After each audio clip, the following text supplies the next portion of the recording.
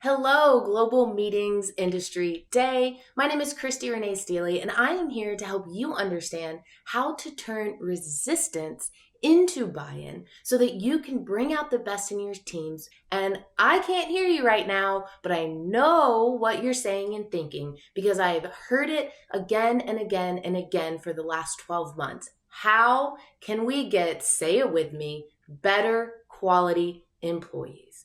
And it seems like this high turnover problem is a talent problem solely.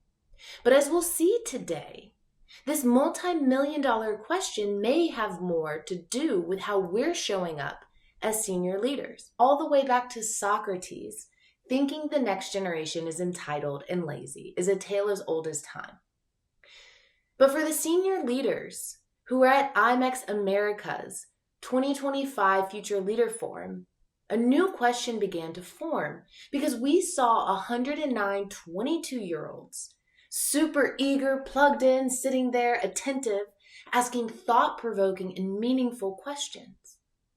And so when we evaluated it and had lots of conversations with everybody in this global meetings industry, we began to see that the problem was less of a talent crisis that we thought it was, and it was more of a communication breakdown.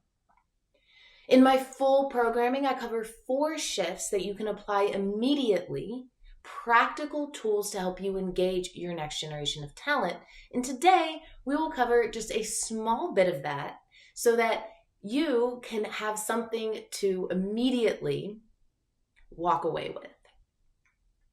My experience with human behavior and communication dates back all the way until 2008, when I was a study abroad student at 20 years old in Fiji and New Zealand studying anthropology. And then 7 years later, I would make a decision that would shape the global perspective that I have today. It was 2015 and I was out on my front porch in Jacksonville, Florida, feeling better than I had felt in years. See, I'd been going through some pretty significant health challenges the last couple years. My hair was falling out. I had adult acne everywhere. I could hardly eat anything inside my own kitchen, and my dream to travel the world one day seemed forever impossible. And when I looked down one day and felt a large lump in my right breast at the age of 27, just 2 weeks after aging out of healthcare, it was a pretty dark time for a long while. So after I underwent an exploratory surgery to find out whether it was cancer or not after I was under the knife, and made some other changes, alternative changes that I started to learn at this time, I was standing on that front porch 1 year later feeling better than I had ever felt. And I realized from that experience that I'd had life all wrong. See, health, I realized, was our greatest wealth, and time was our most valuable resource. So I packed up everything I owned, put tenants in my house, and I left with a one-way ticket and a carry-on suitcase for what would end up being 5 years and 35 countries lived abroad. And what struck me at every single one of these countries, these cities that I went to, was that we all had such different values. And it made sense why cultural misunderstandings were so common. But it is not just the different nationalities that have cultural misunderstandings. It happens right here at home. And it happens even within the same family, wherever you call home. Different generations have a different culture. Men and women even have a different culture. And I learned this very early on about the gap between intent and interpretation. One of my earliest memories, you'll love this, is a Christmas morning watching my dad give my mom a gift and watching her face when she opened it.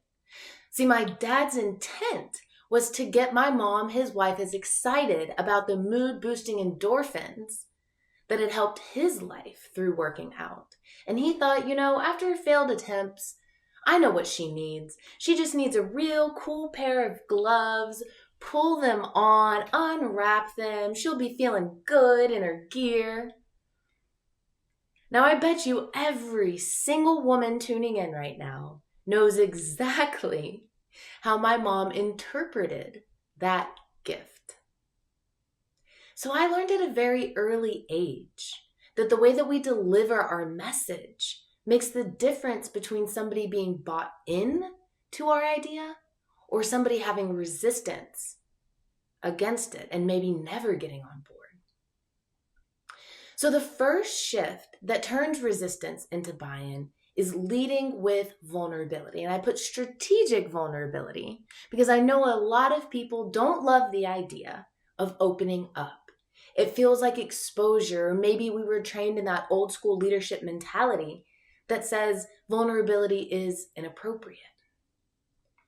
But vulnerability belongs in today's workplace. We're not living in old school times anymore. We're living in a global loneliness epidemic where over 30% of our lives as Americans, I know it's not true everywhere, but in the meetings and events industry, we tend to work a lot. And there's been a 20 to 40% increase in young adults taking their lives because they feel so isolated and alone, even in seas of people.